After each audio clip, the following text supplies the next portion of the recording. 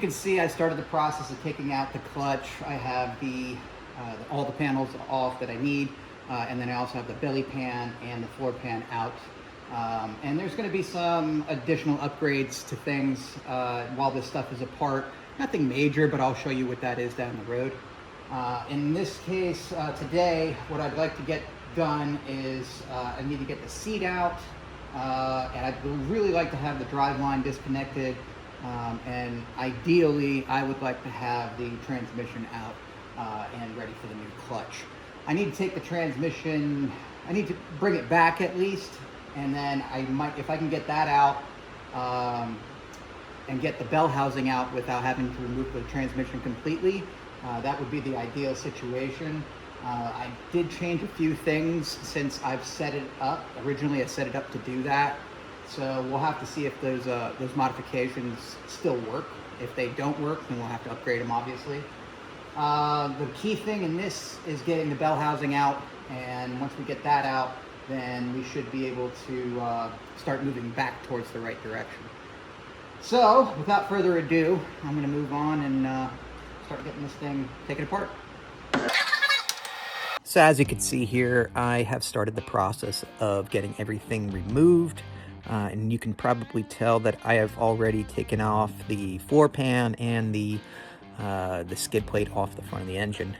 But the seat has to come out first in order to do this, and you'll see why. Nothing complicated with taking the seat out. About 4 bolts, and then a whole bunch of other, like belts and stuff like that. But then it opens up everything that all the access I need to the driveline, as you can see. And I'm basically, right now, I'm just taking off all the guards and what I call the fake motor plate, or the false motor plate, which is where the torque ball mounts to and all that. As you can see, my wife is helping me out in there, which is awesome. I love when she helps me out. But anyway, so a lot of the driveline stuff has to come out. Actually, the entire torque tube has to come out, all of that stuff, the bell housing. So basically everything from the rear motor plate to the rear end has to be removed in order to take the clutch out. It's pretty much the same with any other regular car, but it is a kind of backbreaking, because as you can see, I'm in a precarious position the whole time, and I do have some back issues from the Army. So after a day of doing something like this, I'm pretty wore out. What I do for a living is, I do find myself in a lot of crazy positions with that as well. But then, again, I feel it at the end of the day. So as you can see, some of this stuff is, basically manual wrenches. You can't use impacts and whatnot. So, but anyway, it's like the damage is a little bit more severe, though not related to the driveline here. So not only did we have clutch failure here, but we also have a grinding issue, as you can see by the debris and the scuffing on the yoke there. So kind of a blessing in disguise. The bottom side of that is really worn down, so I might even have to get a new torque tube, unfortunately, but we'll have to cross that bridge when we get to it. I'm going to pull all of this out from here to the motor plate. So once I get that stuff out, I'm gonna kind of figure out what we got to do. There's a lot. This is a big deal. I think this is a problem with travel. I think I put these shocks on. These are adjustable rebound, so it locked down the rear better. But the times that we did not have those in, which was pretty much every other time we ran this, the shocks were letting the suspension travel way too much, way too much. So yeah, we're gonna have to figure that out, figure out what's going on there, and then we'll get that clutch out. Pretty sure the clutch is just a mismatch of components. I did some research, and in my Driveline, I don't really have any compliance, which means that there's no give in the system. So it's all pretty rigid, motor plates, and then, all that stuff is pretty rigid mounted, and so on and so forth. So definitely something I need to figure out, and I will definitely bring you guys up to speed on that as soon as I do figure it out. So now I'm getting to the meat and potatoes of removing all the big hardware out of here. As you can see, I am pulling a lot of the bigger bolts and bigger components out. I have it set up pretty much to be as modular as it can be. I have not figured out any other ways to make it any better yet, but I'm sure down the road, make it a little bit more serviceable here and there. And the reason why I know that is because I've already done it quite a bit. So as you can see, it's a time-consuming process. Got to pull a lot of lines off. I got to sneak my hand around a lot of tight spaces and stuff like that. So it's just like I said, it's a time-consuming process.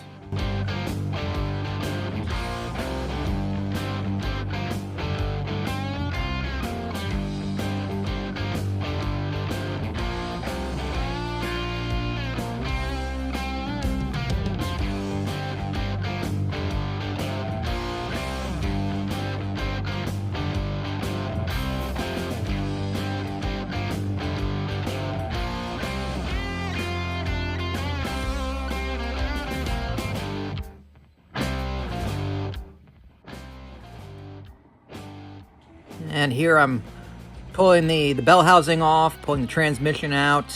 As you can see, a lot of the stuff just needs to be pried off of the dowel pins and, out of place, basically. Not much, doesn't need a whole lot of, help or whatever. Everything comes out pretty smoothly. There goes the transmission. There goes the bell housing. And the drive line is starting to come out here, so I start pulling the torque ball off of here. Now you can see I'm struggling at this point to get that part of the torque ball off, and that is because of the damage on the inside of the torque tube. So I did get it off.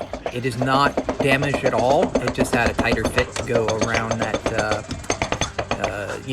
the extra tolerance that was soaked up from the damage. So I finally get it off, did an inspection, and everything looked good. It's been about 45 minutes, maybe an hour, and I got the transmission out, the bell housing out, and you can see the clutch down there. I've took a preliminary look at it, and it is quite fried. But the other issue that I had was, I think I mentioned it before, is that this was making contact inside the torque tube there, and that is not good. So likely going to have to make another torque tube, and then we're also going to have to figure out how we can engineer that out, and we don't need that to happen again. Obviously suspension travel has a lot to do with that, so maybe limiting the suspension travel somehow is a part-time or a permanent fix. Who knows? We'll figure it out. But I'm going to take off this clutch, and not sure what I'm going to do with it, but not using it on this car again. And then hopefully that new clutch that I'm looking at will work. I'm going to call the manufacturers tomorrow. Today's Memorial Day, so nobody's open. And also going to have to get a new yoke, looks like, unfortunately, but that's not a big deal.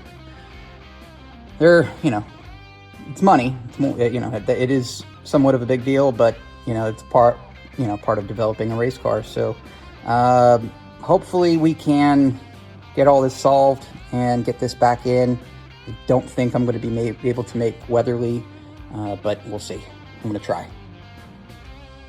So in addition to having our clutch issues, I did find out that the torque tube had some interference with the yoke of the drive line, and what was causing that is that the yoke was not deep enough into the torque ball setup, and this is the torque ball setup. So this torque ball mounts to this plate here, And if this yoke isn't mounted far enough inside of this, when the suspension cycles, you're gonna have that. So if you could see the inside of that, there was a lot of interference with the yoke here, and there was some galling on the yoke, but I have brought that to Winter's Performance, and they've checked out the yoke. They said it's all good to go, but I asked them if they would be able to make me a new one of these, and they were very gracious enough to make one. We were going to try to salvage the collar off of this one, but they had an issue with the machine, and you know, they were so nice to just make a whole new assembly for me. I did have some of this tube left. I'm not sure if that's what they used or if they just cut me a new one, but it's basically a carbon copy, and if I must say, I'd say it's even better. Thanks to everybody at Winter's Performance. But in case you guys haven't seen this before, you know, before I put it back in, what this is the Watts link. This basically centers the rear end inside the, for the suspension rather. And when this goes up and down with the suspension, the torque tube can pivot this way. It's not going to pivot too much because it's just cycling the suspension left and right. But then also it has the two arms that go to the chassis, and that's what holds it in the car. Now you'll hear a little bit of slop in here. I do have some things that are still kind of tight or kind of loose in here, but once I squirt some grease, it's going to soak up a lot of those tolerances. And it's not something you want super tight, but you do want it tight to a good degree.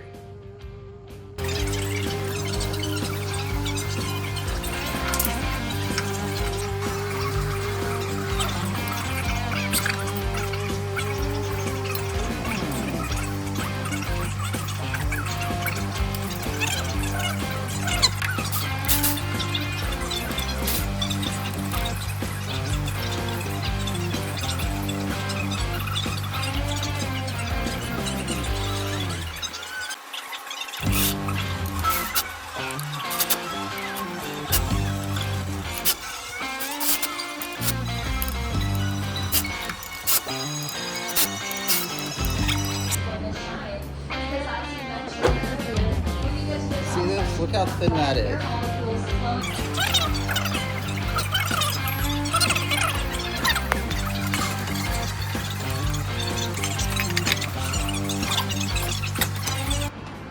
I think it'll be quicker than that. And it is an 11.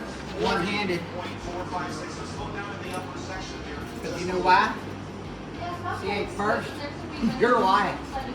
We've been lying. Maybe his car was not quite being.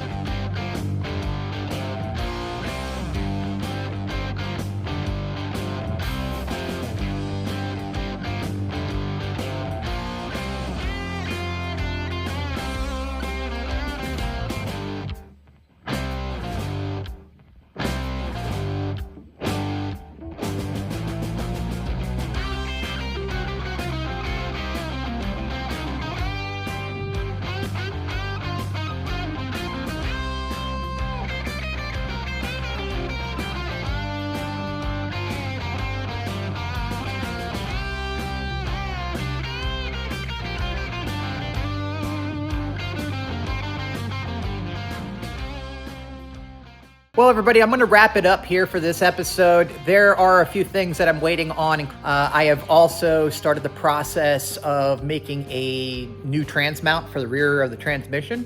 And I'll bring you guys all up to speed on all of that. And then also, once we get the clutch installed and all of that stuff, I will be bringing you guys up to speed in another episode. So please stay tuned for all of that, and like, share, and subscribe, and we'll see you in the next one.